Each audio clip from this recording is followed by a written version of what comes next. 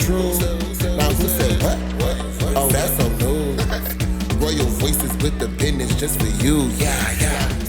What's going on, y'all?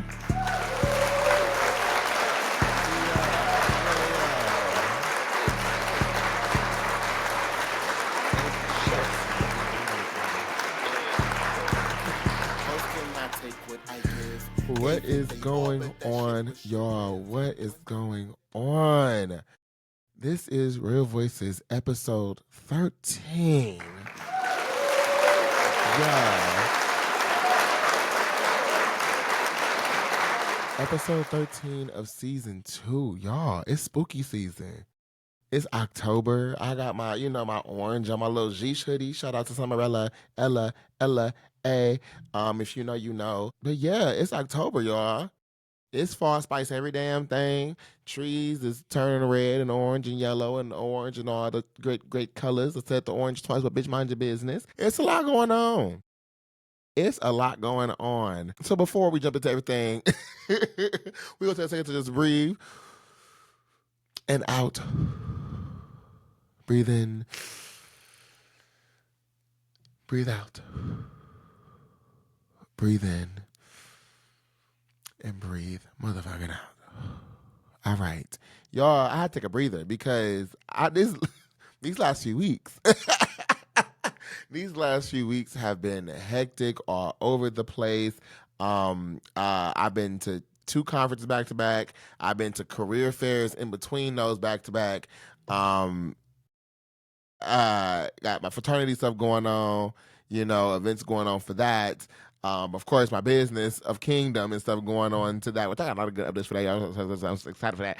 But it's just been a lot going on. Okay? Like, it's just really been busy for the kids. So clap it up that I'm here, y'all.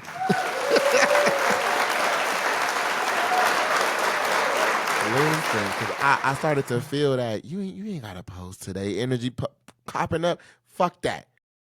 Push that bitch out. Push that bitch to the side. We got things to get done. Okay? Goals to achieve. Your goals don't give a damn about how you're feeling. But I'm feeling good. I'm looking good. Making a lot of good connections and stuff. Drinking water. I stay. I keep her on me. But real quick before I go into our shenanigans for the day, this is Real Voices Podcast, the official podcast of Kvngdom, a creative hub for music, art, fashion, a space where we uplift creatives through content, through networking, through engagement, through education, through spotlighting, and soon, a national conference. But with all that being said, this space, again, is created for creatives, by creatives. I am your host, KVNGJAY. If you're new to the show, welcome on in. Come on in. And thank you for locking in on today. If you want to stay up to date with everything going on with the brand and the show and the kid, make sure you follow the brand on Instagram at kvngdom.co. That is all on Instagram and TikTok. Follow the podcast, of course, Royal Voices Podcast on YouTube, Instagram, and TikTok as well, all one word. And then, of course, following the kid, your host, KVNGJAY, on Instagram at _JAYTHEDON_ and the link tree in the bio has access to everything I be involved in. Now, with all that being said, y'all, it's just been one of them days where it's like I haven't sat down. Besides this time, sat down now. But like I've been moving since like 7 a.m. this morning, cleaning up, running errands, getting my life back on track after I got back from these conferences and stuff, getting the show script ready and all that kind of stuff to kind of know what I'm talking about for the topics of today. It's a lot. But I'm loving it. I'm having fun behind it, and I'm just so excited for this season. Y'all know I love fall. That's my favorite season. So now that we are officially in it, because I think summer was lingering for a little bit, but now that we are officially in the fall season, I'm excited. So yeah, with that being said, let's go ahead and get into y'all favorite topics. My most annoying segment. The politics segment, okay?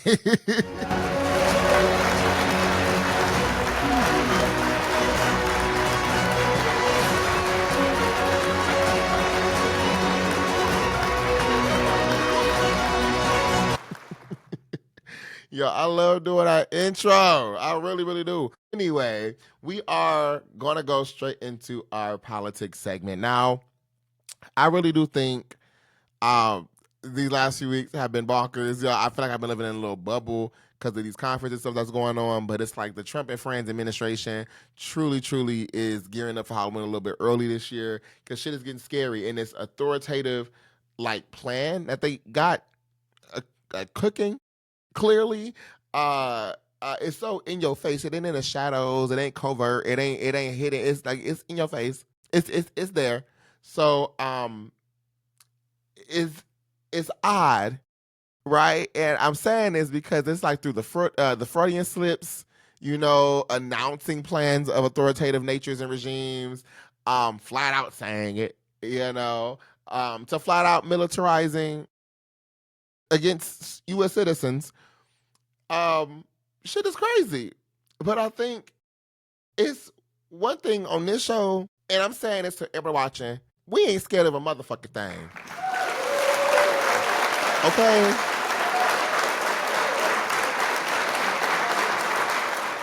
Now, I'm saying this because I had a friend share with me that they started watching the podcast or whatever, and I really appreciate that. But he told me that the politics segments of these shows and episodes really be scaring him, right? And at first I thought he was playing, but no, he was dead serious, and he was saying like it wasn't necessarily like boogeyman scary, but like the thing of like realizing, because he's 27 as well, same age I am. I think it's the fact of realizing the world we're in that's freaking people out. And realizing, like, we got to actually do something. Like, we're the people now to, like, get the fuck up and do something. And I, at first, again, thought he was playing, really didn't engage it. But the more he started explaining what he was sharing, I can see that. Okay, so my first thing I want to say is, that's not my intent. Okay, and if I have been putting fear into anybody's heart, I truly, deeply apologize because that was not my intention. And I'm not sharing these stories and the things about what's happening in real time around us to scare anybody. I've always preached that on this show. We're not sharing these things to scare people. We're sharing information to make sure you know what the hell is going on around you. Okay, I am simply showing up a mirror of what is going on in our cities, in our communities, in our neighborhoods, to our friends, our family, our neighbors, our cousins, all around not only the United States, but globally. We are in some weird-ass, stupid-ass, dumb-ass times. That is clear. But when I say we ain't scared of a motherfucking thing, I mean that. God don't put the spirit of fear in none of us. None of us, okay? That ain't nothing God ever instilled in us. And I was raised, fear is false evidence appearing real. Fear, and I've talked about this on the podcast as well, is you realizing a challenge, an obstacle, a person, situation may be bigger than what you're equipped for.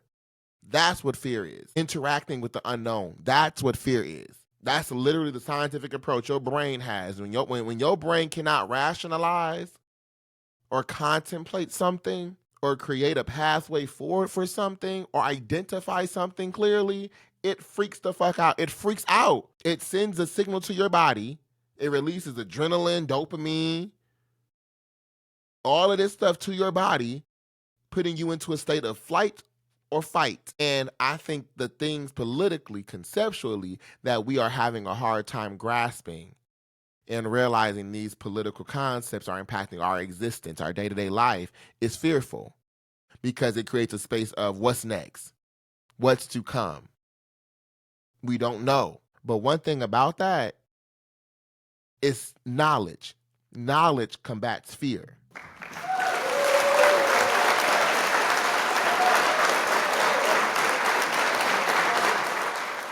The more information you have about stuff, the less fear can be present. I've given this analogy before. When you are a kid, you are terrified of going to school. I don't want to go. What? My parents ain't going to be there. I ain't going to have no friends. You get to school that first year, you freaking the fuck out. You freaking out in the car. You freaking out as you walking up to the building. You freaking up walking into that stranger classroom. You freaking out as you sit down. But the more you start going to school, year after year, day after day, that fear goes away. Because now you know what you're expecting. When people get tattoos, people are scared of tattoos because they don't know how the pain is going to feel. It's so broad how people explain it. It hurt like hell. It didn't really bother me. And then you get a tattoo and you like, oh, that fear goes away. Fear is something we do not endorse on this show. And I promise you, Trump and friends ain't instilling an ounce of shit over here. What's scary is the amount of people is going to be impacted by these decisions that are being made. What's scary is people having to figure out how they're going to get by. What's scary is people wondering if they're safe in their homes at night, if they're safe with their families, if their loved ones are alive or are safe. That's what's scary. But Trump and admin, please, they want you to be scared. They want you to freak out. So I'm reiterating on this show, we don't celebrate nor endorse nor provide a space for fear here. Sorry. If that's an emotion in which you're feeling, I would encourage you to take a second, breathe, and process. What is that coming from? You're going to be loved over here. Don't get me wrong. It's community. And I very much value your feedback. But I just want to make sure I let y'all know why we're sharing information here.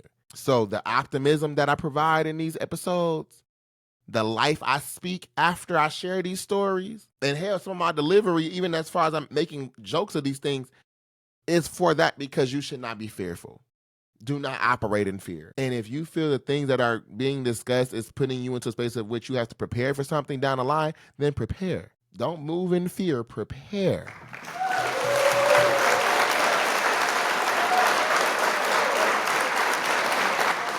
My dean said you can't be ready for nothing, but you can prepare for anything. You can prepare for anything and do whatever in your power to make sure you and your loved ones are good. Let God do the rest. Okay? So we ain't doing that fear over here. We're not doing that over here. We're not doing that over here. We're not doing that over here. We're not doing that over here. I know things feel like we're going back in time, and the saying goes, if you don't know your history, you're bound to repeat it. Unfortunately, a lot of us forget where the hell we came from. A lot of us have forgotten that history across cultures, across nations, across state lines. Many people have forgotten where we come from. So unfortunately, we're on that rewind course. The opportunity here, though, the difference here, though, is we can learn to move better. We can learn to adapt a bit. It's hood niggas with podcasts right now talking about politics and community building. So in the same sense of all this chaos happening, just as above, so below. When you down here with all this chaos, all this bullshit, above here, all this progression, all this new learning, all these new intellectuals, all these new activists are popping up. So don't be fearful for nothing, because we're going to be good. It's already handled, and I'm standing on that.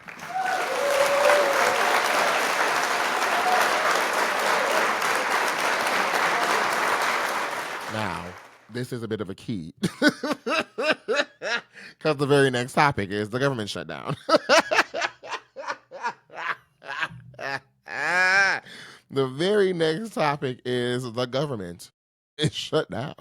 Now, I'm not reading this to scare nobody. We already in it. We already in it. Okay, but I'm saying these things to be informed, and then for you to know how to move. Okay, for you to think a little bit more critically in your day and thinking to yourself, how can I move and adapt and be prepared and navigate the bullshit Trump and friends got going on around us, okay? So the government shutdown, we are currently 11 days into it. I do have an article here because I want to clarify some things before we get into the whole nitty-gritty. But the first article I'm going to read specifically is around the BBC. And this is basically explaining why the government is shut down right now, okay? I need this to be clear because I notice the biggest efforts and pushes that's been happening right now is to shift and place blame on specifically a political party, and I'll explain why that's there. But this article reads why the U.S. government has shut down and what happens now. So the U.S. government shutdown is still going on after Republican and Democratic politicians again failed to agree how to resolve a budget dispute.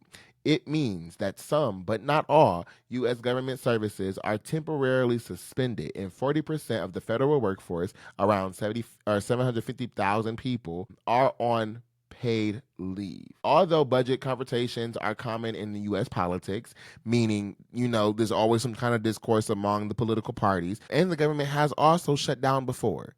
Okay, so this is not nothing new, okay? This spending fight is especially tense because Donald Trump has drastically reduced the size of the national government since taking office and has suggested he may use the current impasse to make further cuts, meaning there's not a lot of people operating on a governmental level at this point in time, and because of that, the trend could become more federal dispositions. Why did the government shut down specifically? The shutdown happened because Republicans and Democrats could not agree to pass a bill funding government services into October and beyond, so basically the rest of the year. Under the U.S. system, the different branches of government have to reach an agreement on spending plans before they can become law. The Republicans currently control both chambers of Congress, but in the Senate or upper chamber, they are short of the 60 votes needed to pass the spending bill, which gives opposition Democrats some negotiating power. So that's the only thing kind of blockading Republicans from just kind of doing whatever they want to do. The Democrats have a little bit of bargaining power behind the things that are being passed, but not a ton of influence. They want to see an extension, specifically the Democrats. The Democrats want to see an extension of expiring tax credits, which make health insurance cheaper for millions of Americans, and for a reversal of Trump's cuts to Medicaid. As you all know, through the Big Beautiful Bill, a lot of people are going to either be fully removed from the program or experience a significant price increase for their health care expenses. A government health care program used by millions of elderly, disabled, and low-income people specifically. Democrats also oppose spending cuts to government health agencies. A stopgap designed to avoid the shutdown was passed in the House or lower chamber, but did not clear the Senate. So on October 1st, the government had its first shutdown in nearly 7 years. So I'm going to read slightly more just to kind of show what's been impacted and what services have stopped. So not all aspects of the government have been shut down in total. Services deemed essential continue to work normal, although in many cases, staff are not paid for the duration of the suspension.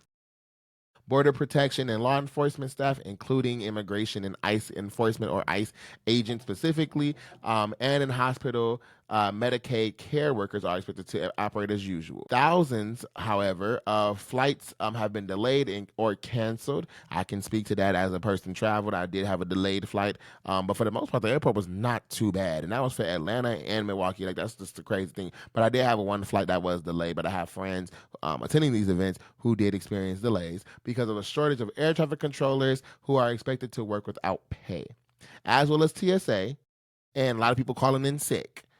Because people are still either working and not being paid or have been furloughed within their respective work agencies. So I will put this article in the comments or in the description box below, as I always do. Make sure you can go ahead and read for yourself. So that kind of gave you a reason as to why it has shut down, despite what you may have seen. Okay, now that we're all on the same page, I would like to say that the Democrat shutdown, buzzwords like that, and the phrases such as Democrat services and in the Democrat shutdown and the Democrat this that, they're using divisive language to try to create division between people and political parties. We just read the Republicans hold the majority. Okay.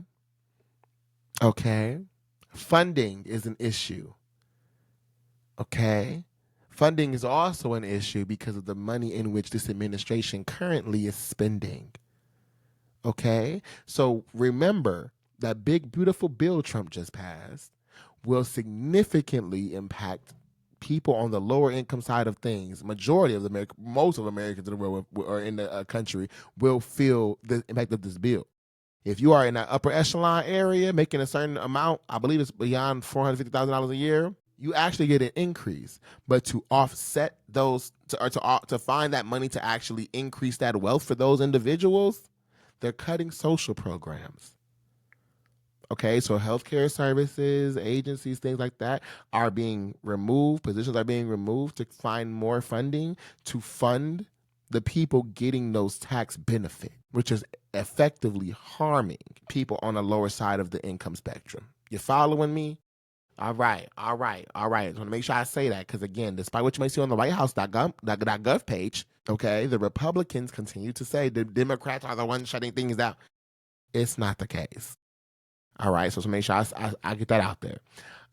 This is all stupid, especially with the disagreement that they're having, because the thing that the Republicans have reportedly said they're concerned with the things that the Democrats want to do is to create more pathways for undocumented immigrants to receive these benefits, when in actuality, another fact check, they don't qualify for federal health services.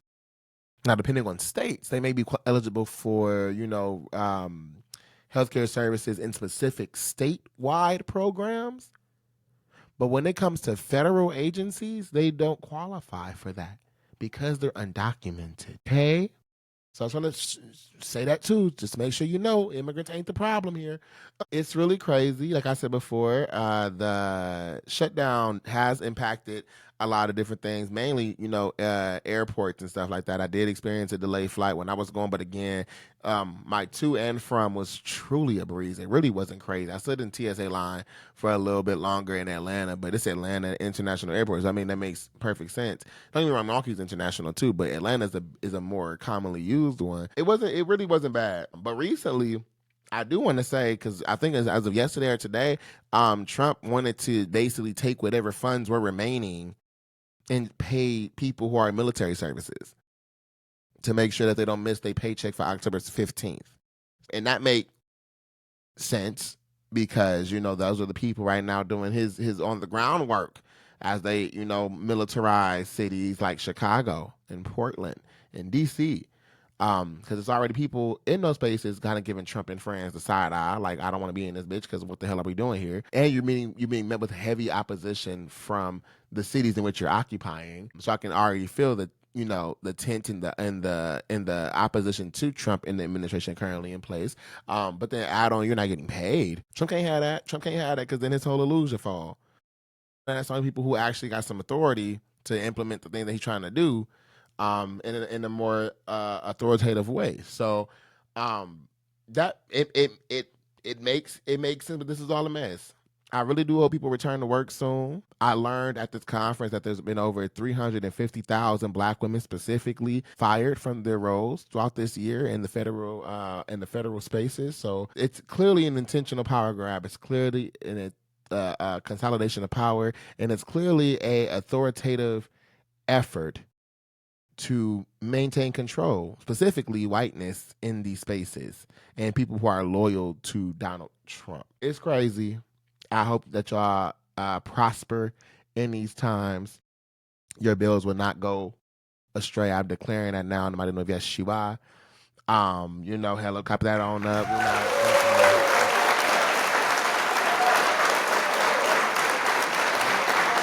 And one last thing I do want to say, to you people at the airport, because I already be pissed off at the airport as it is, because I just don't like the act of traveling. I'd rather teleport if I could. But y'all had me a little fucked up at these airports, because y'all need to remember, people are doing, specifically TSA and these air control people and these pilots, they're working for free. Now, historically, when the government shut down, people do get back pay. Trump has floated the idea of not recuperating those funds for people who have not received paychecks in the last few weeks, or since the 1st of October. But people are at work in high stressful environments, protecting your stupid asses on these planes. Okay? Making sure people ain't bringing no crazy shit on board, making sure you can get into the airport safely and leave fucking safely. Arrive to your destination in the air safely and not collide with another damn plane. So it really bothers me watching y'all act so entitled behind a delayed flight when these agents and support agents are trying to assist you the best they can. They don't have the answers. They know as much as you know, and they just letting you know. Okay? Y'all getting amped with TSA agents because the line moving too slow? Wild. They better than me. Every single TSA agent I came across, every person I met for the employees of the airport, I just said thank you, whether you was impacted or not. Thank you for showing up to work today. Thank you for coming. Thank you for coming. Thank you for your assistance. I appreciate it. Because I'll be at home. Respectfully. You ain't paying me? I got bills. The hell am I here for free? You've lost your mind. So y'all be kind. Be loving. Don't operate in that bullshit ass energy. Be kind. Be loving, or be nothing. And I mean that. If you can help somebody, help them. If you can lend a hand, lend it. Not because it's you hoping to get something in return, but because it's just the right thing to do. If you know you are in a better position than somebody else, help them. If you are able to, do so. I'm not saying go out your way and all that stuff. I'm saying if you can help somebody, help them. But don't go out your way to cause extra bullshit in somebody's day. Don't go out your way to create havoc in somebody else's life because you're pissy for something going on in your time. You're inconvenienced. We got to get up out of that. Especially when you know why the fuck things are going the way that they are going. If it's a long-ass line and you see it's 2 people there, this is ridiculous. Shut the fuck up and wait. It's stuff like that. Just be a little more courteous. A little bit more courteous. And I promise you we can go farther. As a country, as a world. Just a little bit more.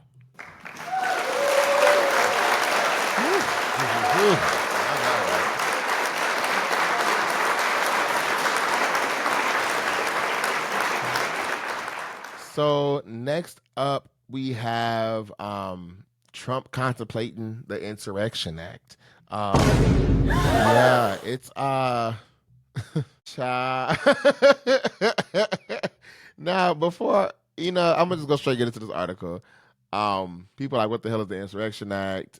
I'm gonna break it down for you. I have a post here from The Guardian that reads, Trump looking at all options amid threats to invoke Insurrection Act. Vance says. So the White House is talking about invoking the Insurrection Act that could allow the deployment of military troops on U.S. soil to quell domestic unrest amid legal challenges over the moves, J.D. Vance confirmed on Sunday. Vance was asked on NBC's News Meet the Press whether Donald Trump was seriously considering invoking the emergency power to deploy National Guard forces in even the U.S. military in domestic settings.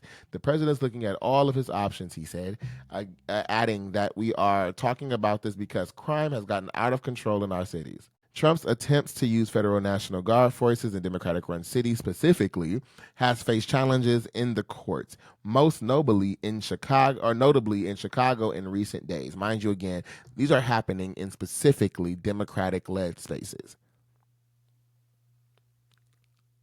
All right. The vice president's ominous remarks came days after Trump referred to the Insurrection Act from the Oval Office, bluntly stating, if I had to enact it, I would do that. That sounds like Obama. I don't know what I was trying to do. Military forces are forbidden from engaging in law enforcement duties on home soil. But under the Insurrection Act, which was signed in 1807, the president can deploy them domestically in cases of insurrection or rebellion, violence that is preventing the functioning of federal laws. Basically, if people acting a motherfucking fool in the state, the president can deploy the military to get some shit together. Okay, and it specifically was, again, if blockading federal authorities. Mind you, it's called the Insurrection Act, but it wasn't deployed on January 6th.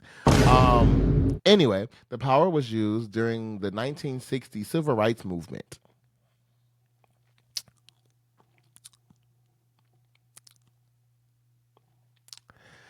The president used this during the 1960s Civil Rights Movement during clashes over desegregation of the South, but since then has been very rarely activated. The last time a president called it was in 1992 when the governor of California requested military aid from George Bush in response to civil unrest in Los Angeles. I'm gonna stop there. I think one piece I really want y'all to focus on is that sentence. The power was used during the 1960s civil rights movement. So when you think about, water hoses and dogs being sent after people and stuff like that, I wanted to make sure I read that because, again, it just adds on and specifically adds on to the current state of the world we are in, but should show why we should be attentive to what the hell is going on around us. People have said often words ain't important, it's more about actions. And one thing that y'all really have been blowing me with this whole administration while Trump has been in office, and specifically a lot of black and brown people who have supported this man in his administration, y'all have continuously said the words in which this administration uses, the thing that they say don't really matter. They didn't do that yet. They didn't do that yet. I hear what he said, but he can't really do that. What do you think the checks and balances of the things people say, when it comes to those spaces at this time? Who do you think is in control of those things? I think we get so caught up in the most extreme reality not being met yet to be concerned, but it's the buildup. It's the little things that turn into the big things, right? Right. It's the little things that Trump has done throughout the years and says and has acted on throughout the years that gave Kamala Harris, when they were debating and stuff like that, the ammunition and the fuel and the, I guess, crystal ball, if you will, to kind of predict what was going to happen next. There's actually a whole playbook called Project 2025 that Trump is now interacting with the architect of that playbook. But on the campaign trail, he said he didn't know nothing about it. He ain't never read it. He don't know who that is. A lot of us really need to get out of this stupid ass discernment, lack of specifically discernment, this lack of critical thinking, because it's like you're not getting it. It's not clicking. That administration is standing on stupid business. They standing on dumb shit, but they're banking on they're banking on the majority of people who will allow them to do these things to be even dumber, to be even less informed. That's the worry here. So I do want to shout out Chicago, Portland, and LA for standing on motherfucking business. I do.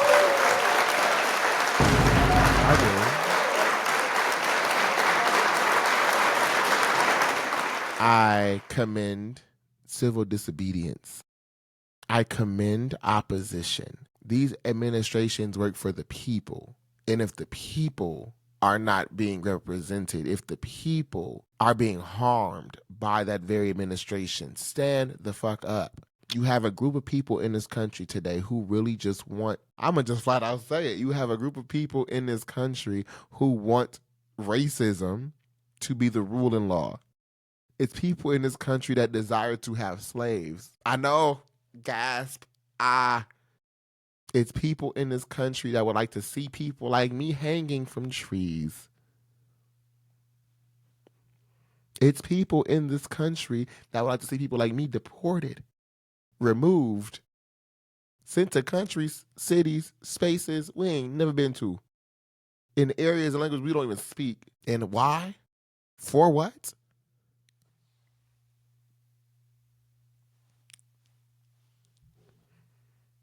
They feel it's too many of these.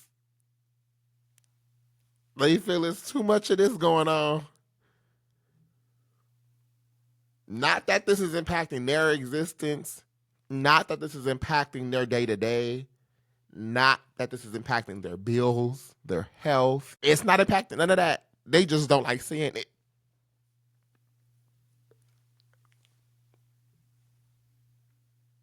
I'm laughing because I'm uncomfortable and it's sad as fuck. That's some sad shit. But that's diabolical. that people are willing to go to extents and so much anger just because they tired of looking at this. They tired of seeing this. It's boiling them. So continue standing the fuck up. I'm not sure if it's the Milwaukee in me that just really want to crash out, but I'm really learning punching somebody in the mouth, spinning the block is sometimes the energy the opposition wants. Specifically here, that's what Trump wants. The Insurrection Act is used when people are acting a fool, when chaos has gotten so out of control, the local police officers are so overwhelmed, you have to send in the big ones. That's why we ain't jumped the fuck up yet. Y'all asking where we at? We know the game. We see the game. The last time this was used was 1992 in LA for civil unrest. I would encourage y'all to look up what was happening in 1992. This has also been enacted in 1960 civil rights movements. So y'all catching? Okay. All right. With that being said, don't be scared. Prepare. Don't freak out. Pack it up. Treat it like an emergency. If you live in a place with any flooding, tornadoes, hurricanes, earthquakes, I'm pretty sure you're familiar with the bug out bag. I'm pretty sure you're familiar with emergency preparedness kits. You should always have one. You're told to have one in your car. Things like water, a map, a flashlight, a radio, satellite, solar powered, a power bank, some food rations that can provide you some services or some substance for a good month or two. Look into that. Look into those things. Just with the way in which this administration is operating. With that being said, y'all, we're going to end on a good note because it's getting crazy. And I do want to say if we know what the worst case scenario is, right? We know what they want to do. I would encourage y'all to think, if you know what the worst case scenario is, you know what they want to do, you know how they want to get down, how would you navigate that? Just some food for thought. So ending on a good note, I would like to congratulate Maria Corina Machado for winning the 2025 Nobel Peace Prize.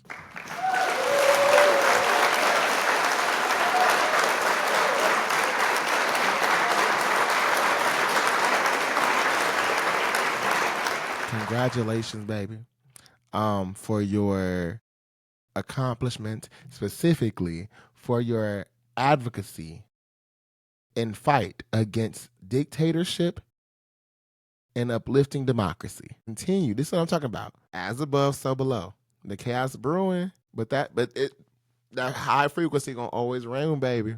Gonna always rule the day. Never peppermint on that ass. That higher frequency gonna always be happening at the same time. So just for all the BS happening in the world, no. It's a lot of good shit happening too.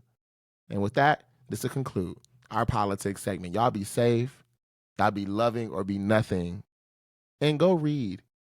Educate yourselves. And be attuned to what's happening around you. Okay? And no, we're going to be good. Forever and always. Y'all be good out there.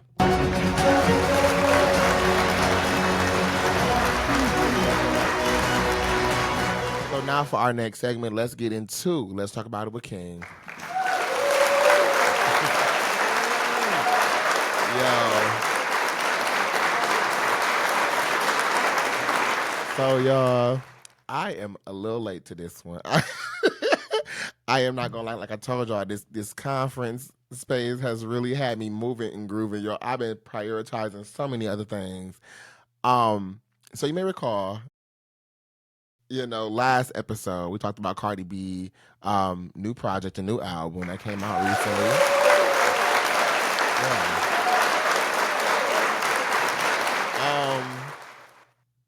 We talked about how it got to a good point on Billboard and stuff like that, and we touched briefly about the response that I had for me noticing Nicki post her stats on Instagram.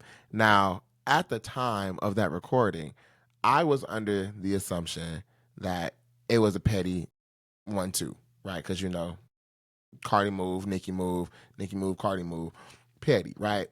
So I didn't think too much of it. I just said, Nicki, let her have her moment, her time. 7 years in the making. Let her have her, you know, celebration and her album rollout. Especially if she didn't outsell your record or anything like that. There's no need to, you know, come on in and say, well,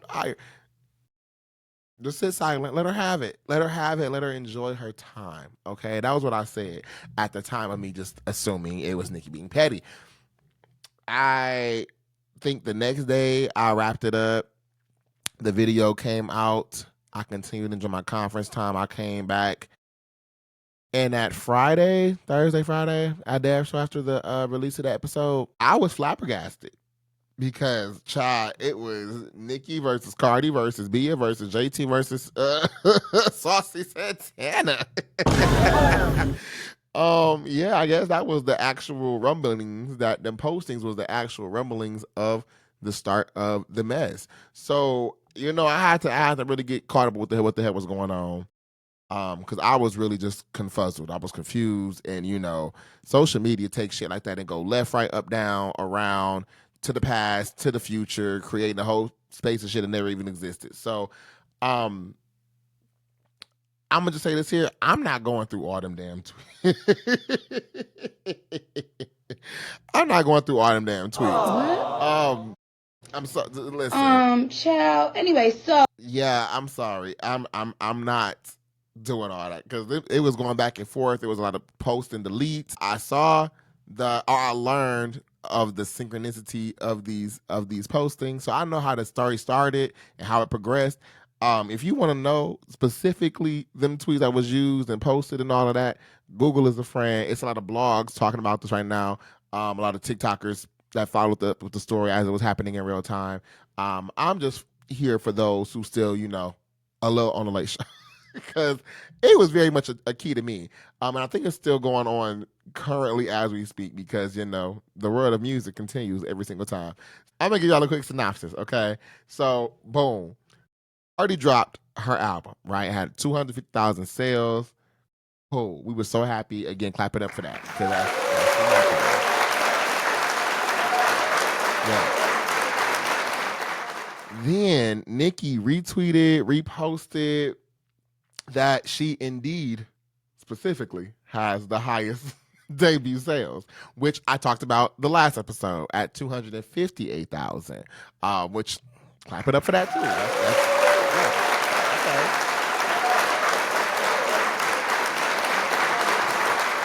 Okay, so you know, a little time passed by and this petty started starting. Now I will say Nicki was being petty, right? She was the one kind of staying on it. Because mind you, simultaneously, Cardi is also arguing with Bia. Cardi's also arguing with JT. So there's a couple things happening behind the scenes. So then Nicki posted again, and she tweeted an album announcement for 3/26/26, which I talked about that last episode too. So I said too, I don't think we're getting the album on that day, y'all. What I think we're gonna get for real is November. Around her birthday time, we gonna get a single, a little 1-2. And that single might go crazy. Now that I don't know. It may punch you in the chest.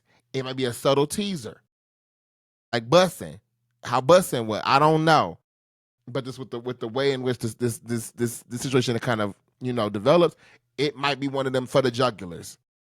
And keep you concerned on your tippy toes for March to roll around. But I do think this way Nicki be moving dates and stuff. Child, I ain't no different. But how she moving dates and stuff, we may not get the album that day. Anyway, back to the storyline. Meanwhile, like I said before, Cardi was also arguing with Bia about a diss that Bia made over a year ago that I do want to point out nobody really even entertained. So I don't really understand why, Cardi felt the need to come back and do this. But according to the song, she said she responded on her own time. Now the song was funny to me. It was a key. But from the interview I've been seeing Bia do over the last few days, I don't even think she's contemplating how she wants to go about it. She did release her new album Days, so shout out to Bia.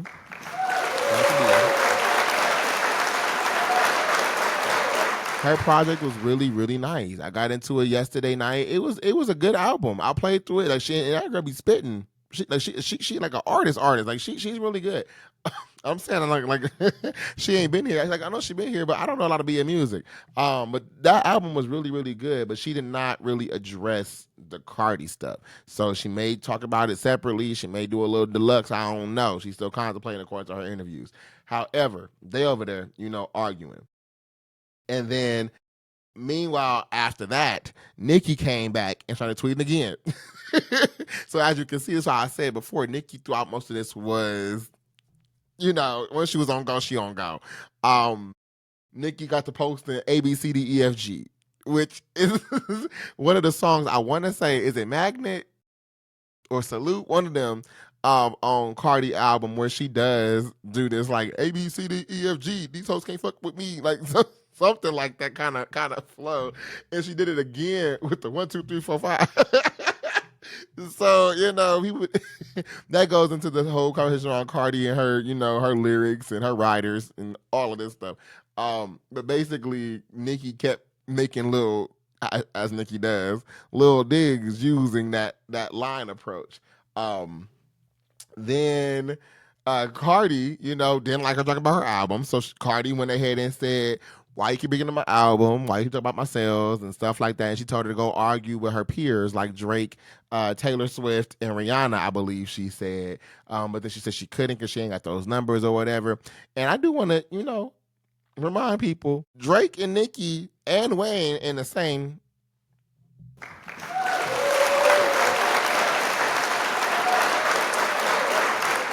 Now I'll give Drake. He very much got a lot of a more cross-cultural space. Don't get me wrong, Nicki got cross-cultural too, but I feel like because Drake has been out in that and he puts out more music.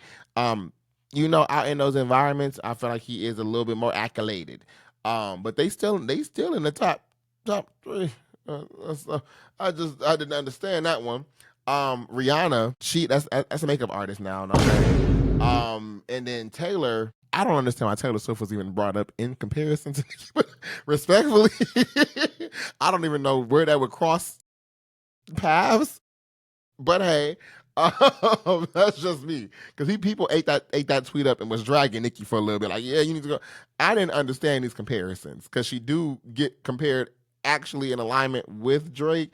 At a point in time, Rihanna, Beyonce, and Nicki was considered the girl trinity, and then Taylor Swift, that ain't even in the same house. Like, I don't even understand where that comes from.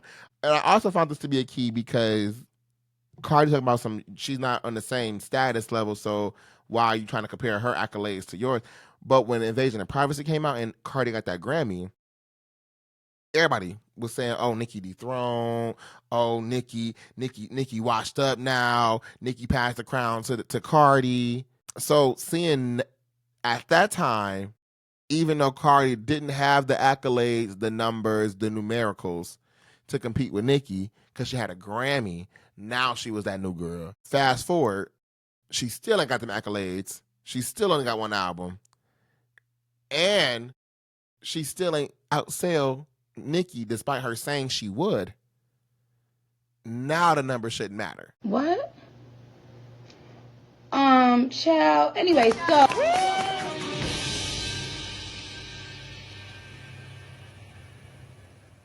Wait a damn minute. Wait a damn minute. And that's where we at. Anyway, we gonna let her have that one. Then Nicki came and said some rude shit, some disrespectful shit about Cardi B kids. I'm gonna just say it here. It was out the wall.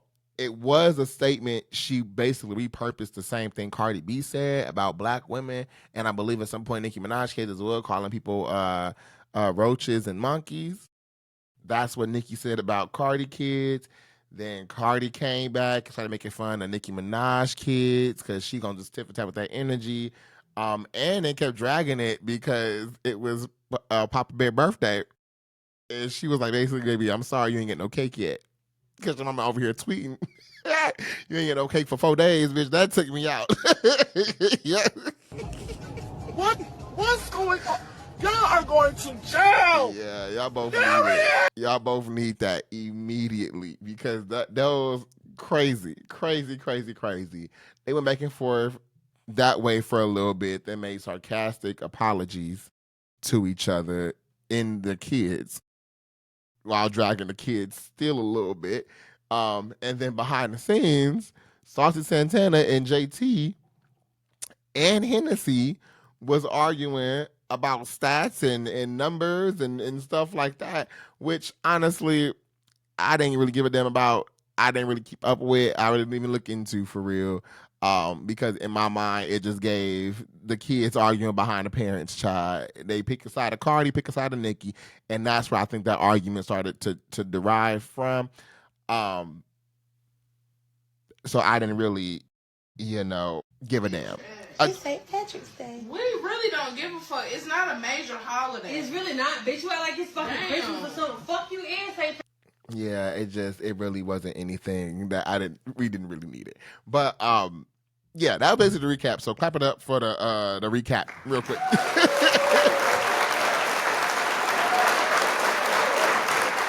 So 2 things I want to say.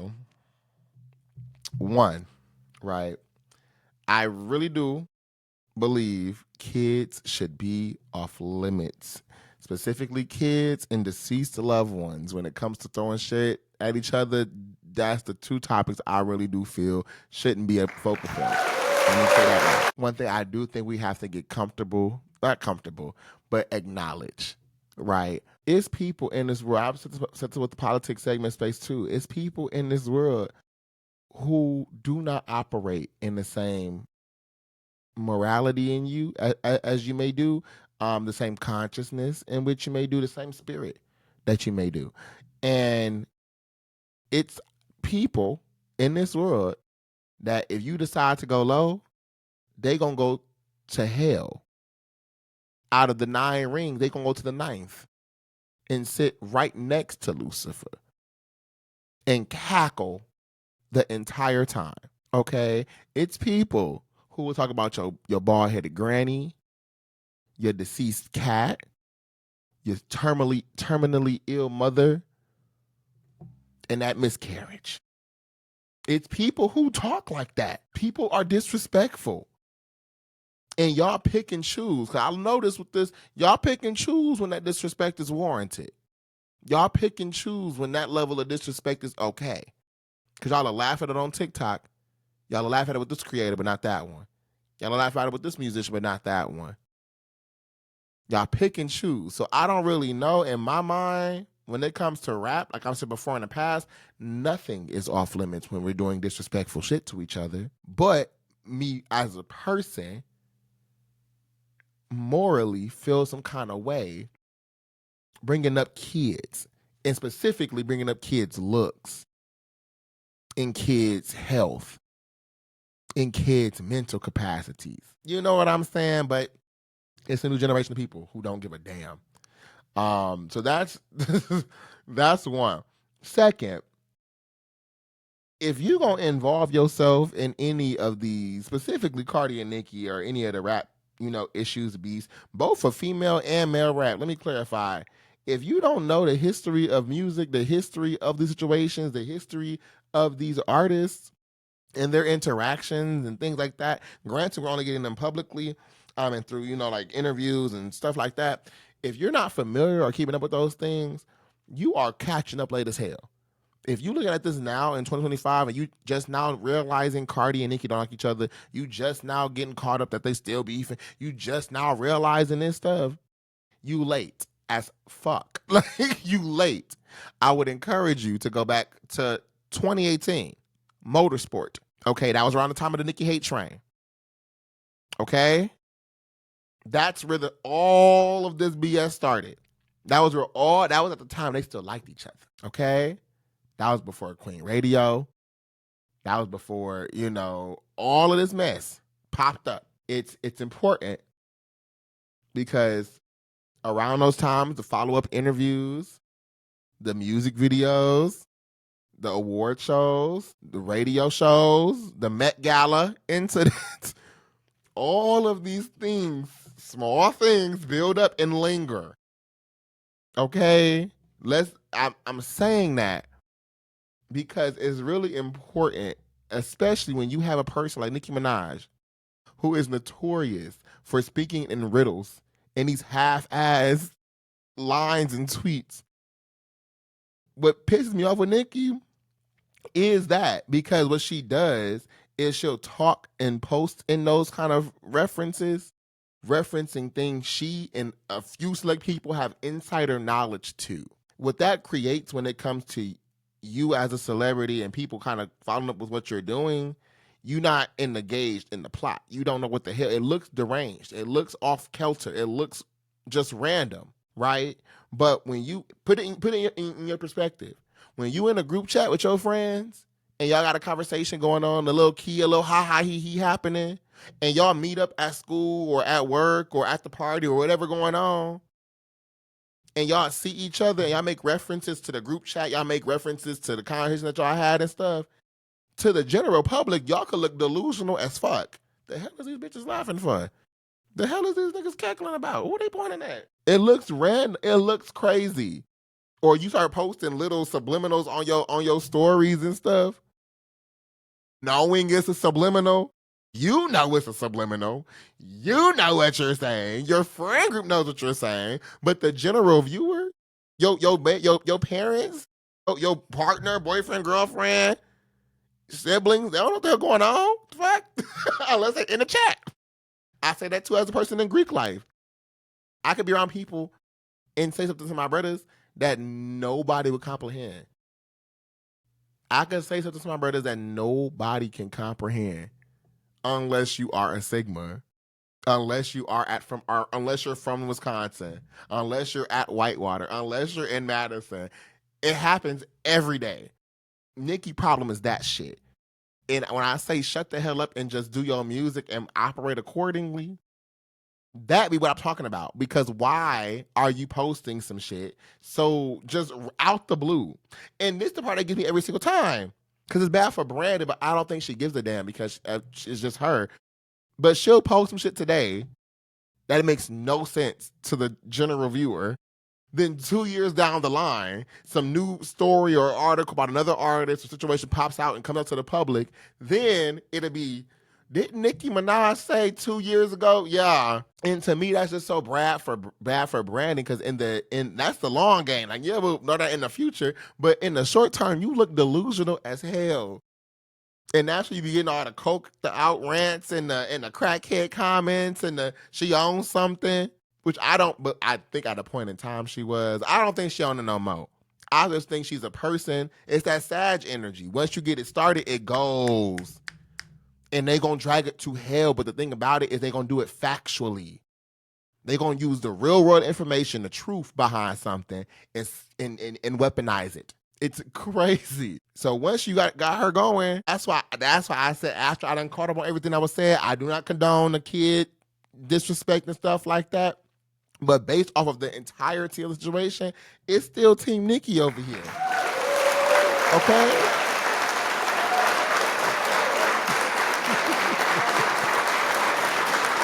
Don't get me wrong, I love me some Cardi. I don't see no issue with Cardi. I really don't see why they got, or I don't understand why they even in the same spaces, because they do two different things in my mind. But hey, I'll let y'all have it. But Cardi got some decent music. Okay, it may take her 45 writers in 3 different cities to get a project or a song or two together. But when that song comes together, it be good. This last album, the song, it was too many damn songs on it. Like I said, I downloaded 6 of 23. But them 6 songs go crazy. Salute go crazy. Magnet go crazy. Pretty and Petty go crazy. Dead goes crazy. It does. And you can say that while realizing who that girl is, and that's Nicki. Okay? But I just need Nicki to shut the hell up. Let these girls have it. Show through your craftsmanship, show through them stats, show through them accolades how you give it up. But I also don't want to be hypocritical because I also stand behind specifically black women who have attitudes naturally to say what they got to say. Because people will take you addressing something as controversial. I get that too in my regular life. Josh, you could have just let that go. You didn't have to say, no, hold up. No, my sister get that as well. You could have just let that go. You could have just said, that's why I stand 10 toes behind Nicki. That's why I stand behind my friends. Shout out my girl, Michael, my club, Zari, my sister, Cece Hay, my friend, Cass. People who have something in them to have to say something. Not because they want to be annoying, not because they want to just point something out, but because it's a principle. And if you have them fucked up, you have them fucked up, and they can tell you, hey, bitch, you have me fucked up.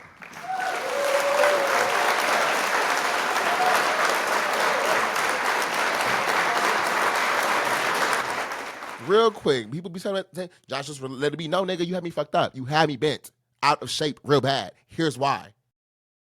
But me also addressing it, even in that kind of tone, don't mean I'm trying to fight.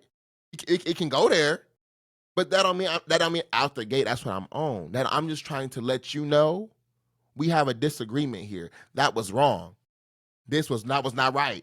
You had me bent out of shape real bad. I'm just letting you know so we don't have that problem again.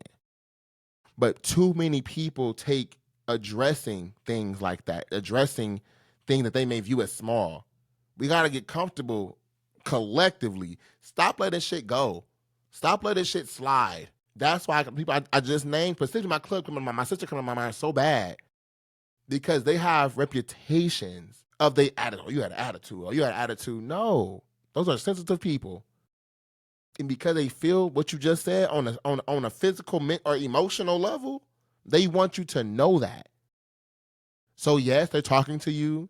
Yes, they may have a little tone to them, a little aggressiveness in their voice, but they're talking to you.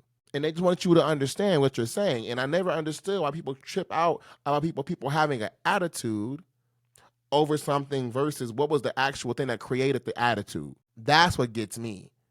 And with this Nicki and Cardi thing, all them people arguing, y'all don't like to address why are they arguing. Would you be pissed too? Y'all cannot condone y'all cannot control how people respond to how you treat them. People just be, let's let it go.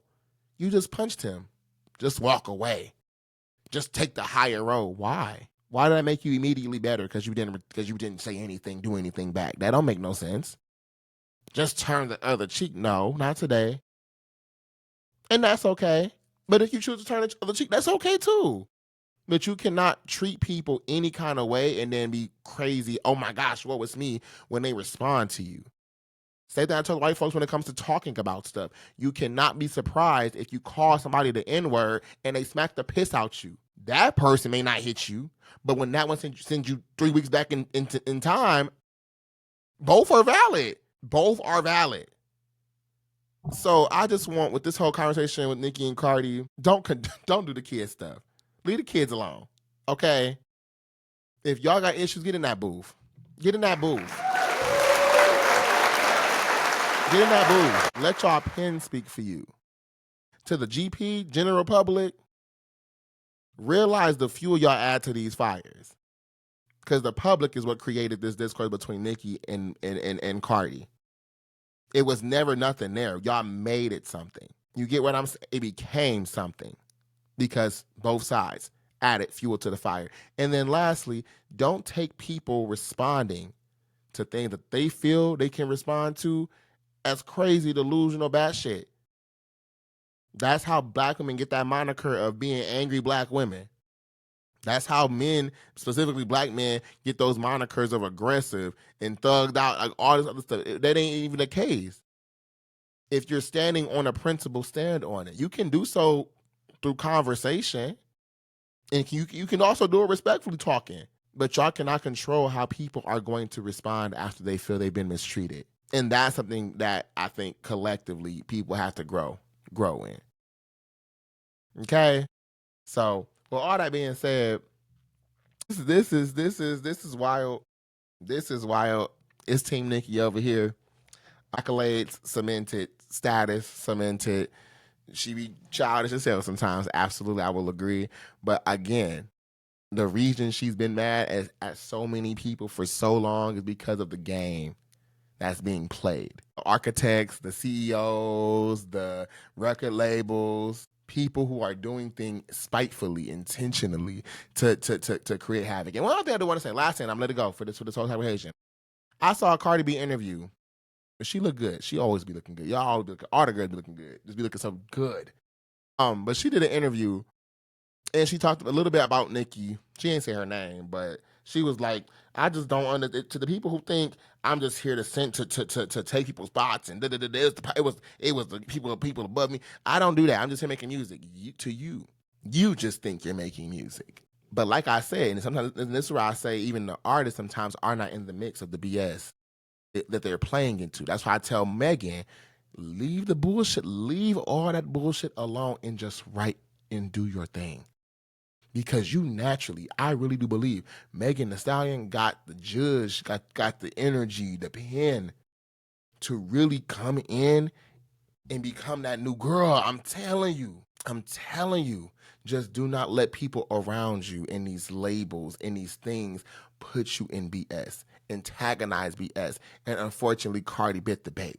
You are involved in spaces where people are manipulating you. Nicki has tried to tell this to so many women who have done the rap thing. She has told people like, y'all, the industries are Lady LaSure? Lady LaSure? No, yeah, Lady LaSure, not Lady London. Lady LaSure had a whole interview about how a record label tried to pay her hundreds of thousands of dollars to start a rap beef with Nicki Minaj. Drake had the same conversation about that with Kendrick Lamar. How he felt people were being paid to boost up Kendrick in the hopes of dethroning Drake. These are not new speculations. These have always been parts of the gimmicks and things of the game. Do y'all remember the whole funeral? Because y'all be acting like people don't be wanting Nicki to go. Do y'all not remember the bitches held a funeral? A whole funeral for Nicki Minaj. Remy Ma, Keys, the person who dissed her early on in the career with the mixtape days. Lil' Kim came together, had a whole concert. Queen Latifah performed Unity and got up off that stage so fast she got tricked. Got up off that stage so fast the minute she found out what was going on. The powers that be, y'all, it's bigger than just the music. It's a whole game. It's called the game for a reason. Do you ever not remember Remy Ma sitting on Ellen's couch? Or was it Wendy Williams, one of them? In a whole funeral attire fit. That was okay. But if Nicki start making fun, now it's taking it too far. Now it's, oh, it ain't funny. Now it ain't about the numbers. Now it ain't about the plaques. Now, okay. All right. I'm going to let y'all have it. Now, be adults. You are a grown-ass person. You ain't got to smack the hell out of every damn person. You can talk. Use your words. But sometimes it gets there. Sometimes it gets spooky. And then at that point, you have to ask yourself, what actually happened? And if you feel it was warranted or not, I guess it's up to you. All right, Nicki, stay safe. Cardi, stay safe. JT, girl, mind your damn business. Stay safe. Saucy, go back on TikTok Live, baby. Do your live streams, okay? Bia.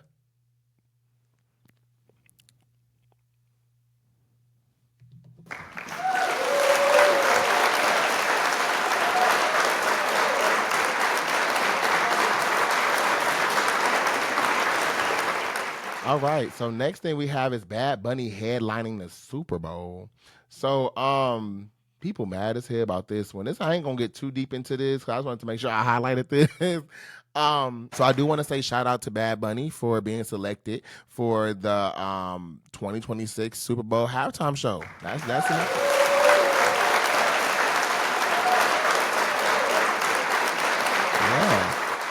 It's the first time in history that the show will be done in Spanish because Bad Bunny does not sing in English. So this is the first time we're going to have that on a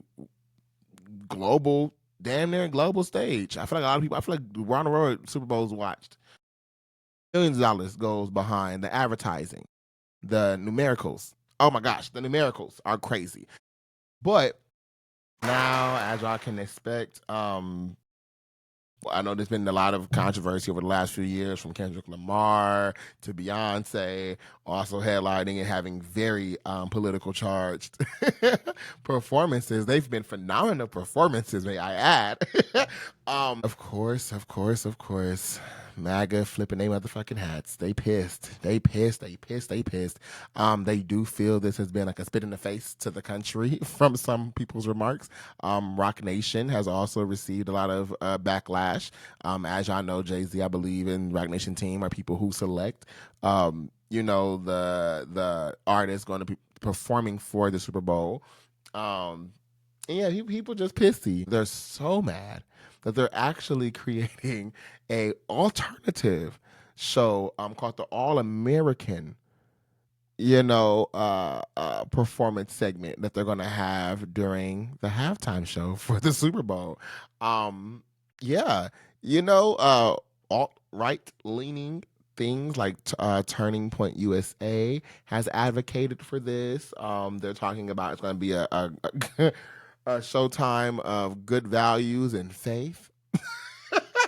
Because they got to tie in that Christian nationalism, because the one thing that can justify racism is the good old Lord above in the eyes of white Christian nationalists. So I'm assuming they're going to have some gospel or some country singers, because they don't got gospel singers. They got country singers who are going to sing about God and the values of America and stuff like that. I'm assuming, Morgan, what's his name? Wallen might make an appearance. Maybe Tay Tay. Maybe Tay Tay, may pop up. I don't know. But they're going to have that happening alongside. I wanted to cover this because this is just the key.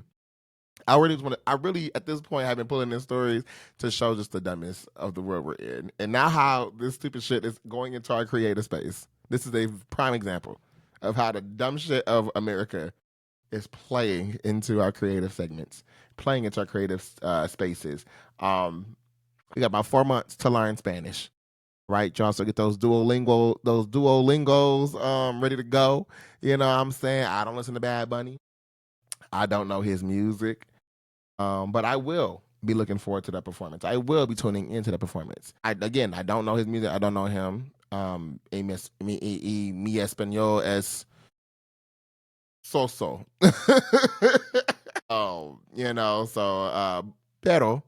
Pero sería interesante. Muy interesante. Yeah, we're gonna see. We gonna say I might catch it just in time. So y'all go ahead, get y'all stuff together, get y'all popcorn ready, get y'all Duolingos, those Rosetta Stones. You know what I'm saying? Those teaching apps. If you need to go ahead and get it popping a day, learn some words a day. And then music is also the best way to learn words. It's crazy. I don't understand the science behind it, but music is really designed to get stuck in your mind. Is really truly orchestrated to get lodged in your subconscious. One trick I would encourage y'all to do, this is how I learn something. If you know, you know. If you want to learn some songs or some music or a poem or something like that, play it while you're sleeping, because your mind's a bit more attuned and more attentive while you're sleeping. So play that music while you're sleeping, and you'll be learning and literally in your sleep. All right, so with that being said, congratulations to Bad Bunny, and we're looking forward to seeing the first Espanol halftime show. Also, last thing before it closes out, y'all do know Bad Bunny is American, right? Y'all do know Puerto Rico is a U.S. territory. So these narratives that there could have been a more qualified American artist, he literally is globally one of the best qualified for this performance. I'm just saying this because, again, this alternate track of performances that you all want to have at the All-American segment is you're consciously, continuously, you have to be at this point saying the quiet part out loud behind what MAGA is what MAGA's goals are. And if you are not attuned or aware that you can't be this oblivious. With that being said, I'm gonna let it go.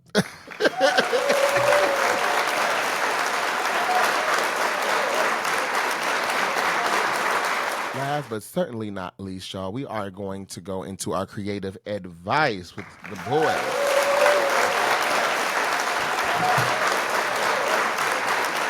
So, yeah, I wanted to use this time, honestly, to just recap some information and stuff that I learned as a creative at these last few weeks of events. So, I'm gonna get comfortable real quick, like they was at that conference. Hold on. So, so I learned two things at the Forbes 30 Under 30 conference and the Forbes BOK conference, right? These happened back to back, simultaneous. Part of it was for my full-time role, of course. But of course, y'all know I've learned how to maximize my time, my resources, and really the art of multitasking and double dipping. So a lot of the things that I made engaging for myself was related to Kvngdom. I went to these events specifically, of course, again, for my job, but to further understand this business industry, further gain insight from other creators, people who are doing the same thing that I'm doing, people who are tuned in music, fashion, technology, digital arts, visual arts, things like that. And I'm happy to say every single one of those places were hit. Every single one.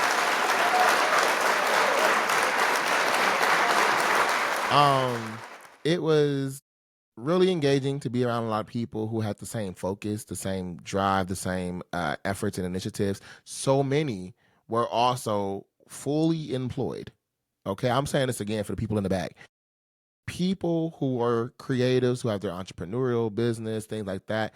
It was so refreshing to see so many who had full-time jobs and not just, general employee roles, but like leadership positions, C-suite executives, C-suite assistants, managerial, regional directors, state directors, stuff like that when it came to their positions while running business. And a lot of them are doing really, really well. So it gave me the understanding, like, okay, yes, your role during your day job is very demanding. It's very demanding, and I love it. I really do enjoy my position. But I also know where my heart is, and that's in Kvngdom. And finding the time, the orchestration, or the time, the organizational capacity and the planning space to actually do Kvngdom can be challenging. And sometimes daunting to the point I don't want to do it. And I find myself in spaces where it's like, okay, now what? And that's why I'm glad I created this podcast, because this podcast was originally, a piece of it was to have like a venting space. And that creative advice segment really is that, where it's like I'm taking things that I'm learning, that I'm applying, that I'm needing to hear for myself, and giving it out to y'all, because there's so many other creatives who are doing the same thing in the same spot, in the same journey that I'm in. And I just love the fact that we can grow this community and build up together.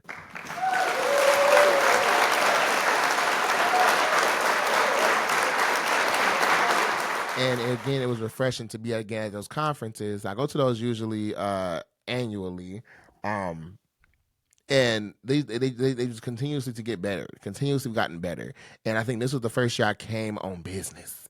I had flyers for my internships and my jobs and stuff like that. I'm passing those out like boom, boom, boom, boom, boom, boom, boom. You know what I'm saying? I'm talking about Kvngdom simultaneously. Okay, here's my business card. Oh, hold on one second. Let me change my business card over from the work one to the professional career one. Here we go. Hold up. Here we go. Boom. Let's get it up and done. You know what I'm saying? Like I was plugging and chugging, and I made a lot of good people. Like, and I think people that will be around for like some lifetime type energy. Like I had a lot of good friendships, I believe, formed from these events. So shout out to them too. Shout out to them.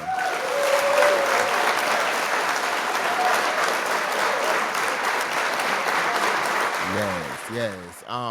But in that process, I learned a few things, and one of those was the power of community and networking, but not specifically just knowing people, but leveraging interests, goals, and aligning them to be achieved together with other people. Right? I met somebody, shout out to Maya, focusing around marketing, and actually developing social media campaigns and marketing strategies and search engine optimization and branding, who's also learning it for herself. You get what I'm saying? Who's also trying to apply the very things in which people can pay her to do, to use for her own. Because for some reason, I don't know why that is, as creatives, we can do the work that we know we can do for other people so effortlessly. Sometimes we'll do it so effortlessly, we do it for free. But the minute it's time for us to use our services, our gifts, our things for ourselves, to elevate ourselves, we become like, what the hell? We don't know what we're doing. We don't feel comfortable doing that. I don't know how to explain it, but it's interesting to see that commonality among creatives. I also met another lady named Monique, and she is a business developer. And like when I say this connection was it was instant. It was like we got to chatting, and here's the idea. Here's this thing. What you think about this?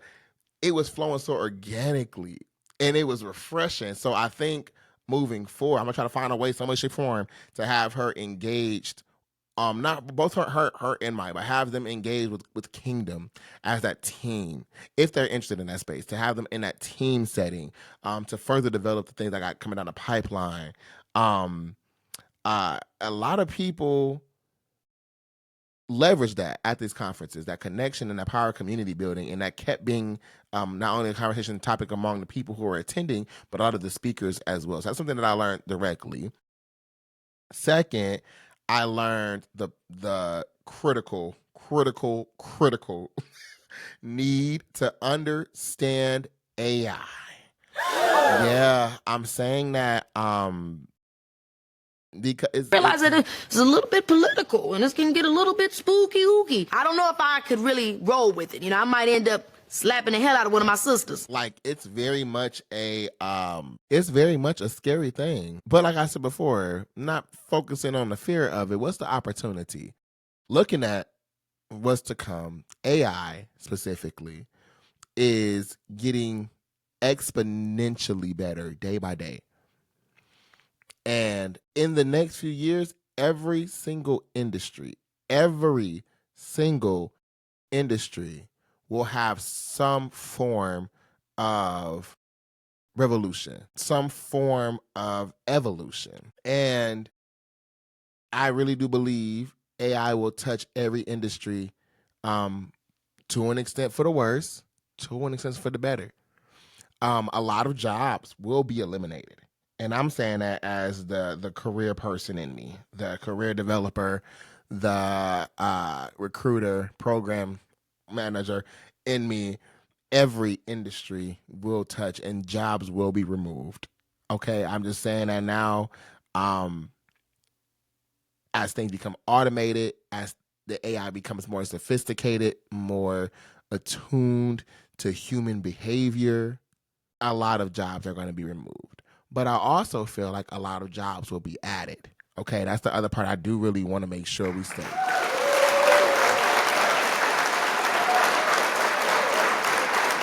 A lot of jobs will be added, and I feel like a lot of the opportunities that will come, some don't even exist yet. Okay, some of the positions don't even exist yet. But I do feel it's important for everyone to think about how AI, regardless of whatever thing that you're doing, for creatives, if you're in music, art, fashion, if you are designing, if you're a creative director, if you're A&R, if you are a seamstress, if you are a painter, think about how AI can be integrated, involved, either in your creation process, in your orchestration of event programming, of team management, project management, integration, a ton of different things. Think about how AI can be possibly used in today's time, and think about what's not here yet. Think about what gaps will exist in the next few years. Because again, AI is coming, whether you like it or not. It's already here. We're already using it. ChatGPT, number one use case is for psychology. Specifically, people wanting personal therapy. So I'm going to just say this too. I feel like at some point AI is going to get really focused, and a lot of agencies are going to get focused around capturing intimacy and engagement, kind of like a digital friend, a digital person. Black Mirror comes to mind. And I think a lot of this data information will be used to elevate cyborgs and animatronics and androids, both in a physical component, like in a tangible space, but also in a digital one as well. So that's the second thing I learned. And then lastly, specifically with the Forbes Be Okay conference, you can do anything.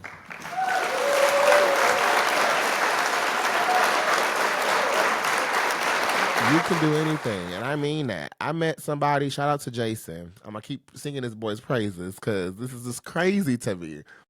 Real cool dude. He was at both of the conferences. His name is Jason Ivey. When I first met him, this man going to say he worked for NASA. He's an astronaut in training. He produces films. He's also part actor. He's also a musician. And I believe he said a neuroscientist as well. So walking away from that first interaction, thinking about that, you can do anything. And that was something I took home with me personally, because I get told a lot, people think Kvngdom doing too much. I'm doing too much, focus on too much things, too many things for creative spaces, blase, blase, blase. It don't seem too much to me because it's all intertwined. It's all overlaps. This is literally the space for the creative house that this is meant to be, okay?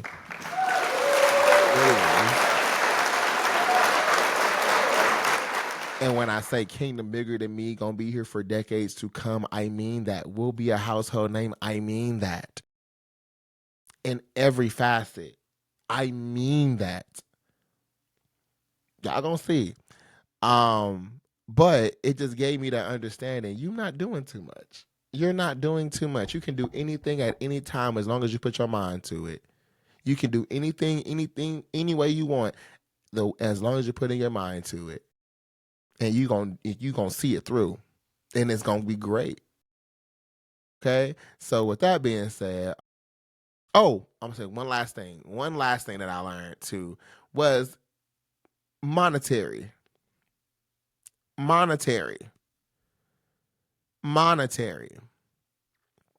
Okay.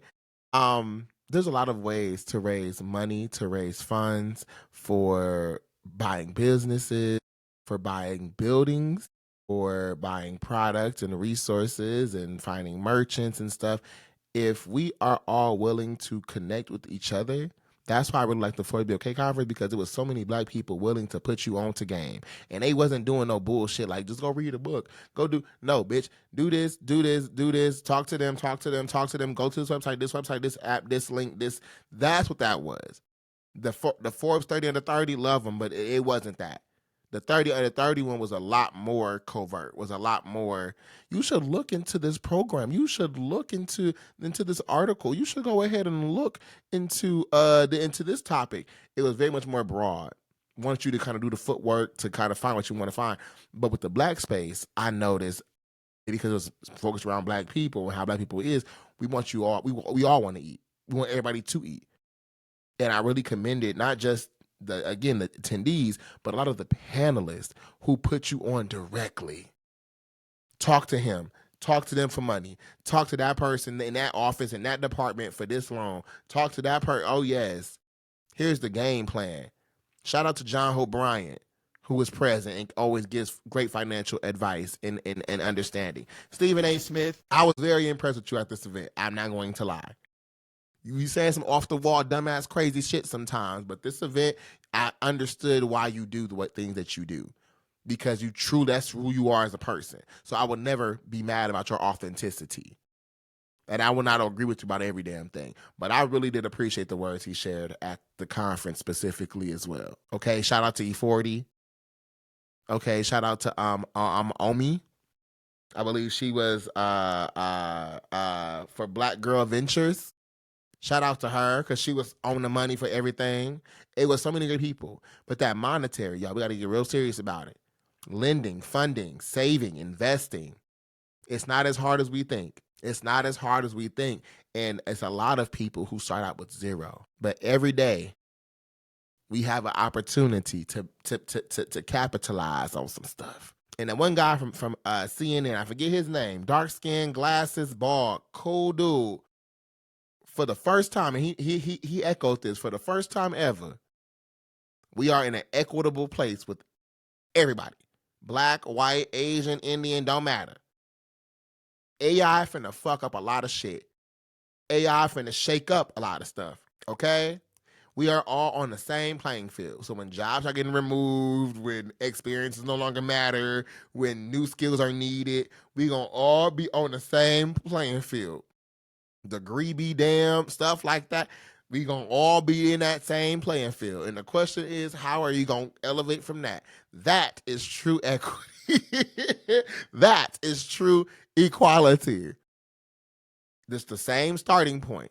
What you do with that starting point is up to you.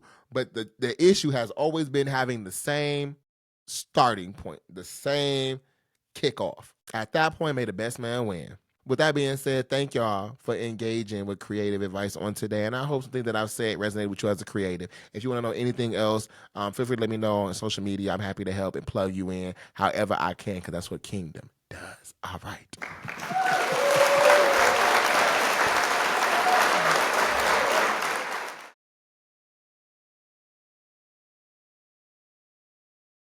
With all that being said, thank y'all for tuning into episode 13 of Royal Voices motherfucking podcast today. Yeah.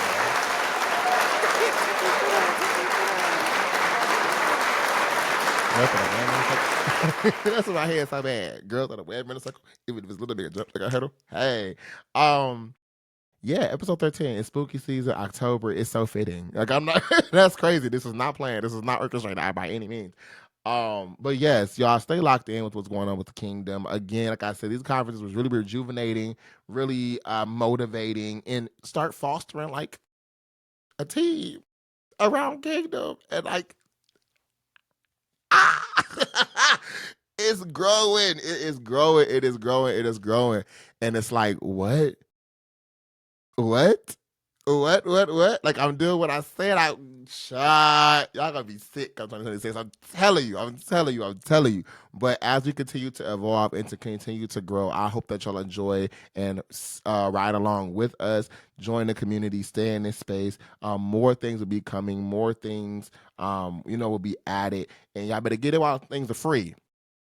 Okay, I'm offering a lot. I want to plug people in. You know what I'm saying? But once them fees start kicking out, I don't want to hear nothing, because y'all had years. Okay? We on year like 2, 3 of jumping on in for the free. Lock on in. Subscribe. Follow on social media.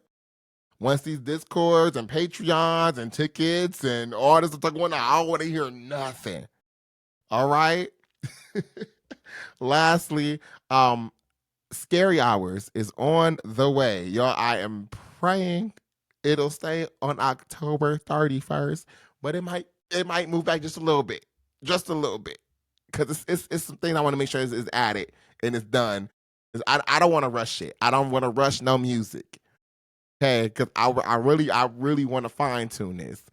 I really do. October 31st at this point in time, but it might be November as well. But I'm still sticking to October 31st because we can do that. Okay? Coming soon.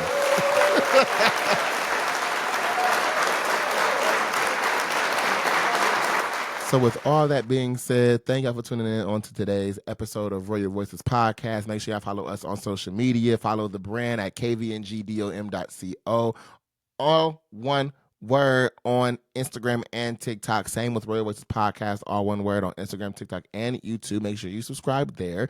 Follow your kid, the host, KVNGJAY, on Instagram at _JAYTHEDON_ and the link tree has access to everything else I get involved in. And then lastly, Kvngdom Essentials is out now. Make sure you're getting your Kvngdom drip, y'all. We in the fall seasons. Okay, so them hoodies, them sweats, all that good stuff. About that time, get the beanies out. Get the beanies. I had my beanie on earlier today because it's like 60 degrees. Perfect weather. Beanies nice as hell. Go ahead and get them too. Okay, tote bags, all that good stuff. only on Kvngdom.com. That's KVNGDOM.com. With all that being said, thank y'all once again for episode 13 of Roy Voices Podcast. And remember, we reign forever. Y'all have a good one.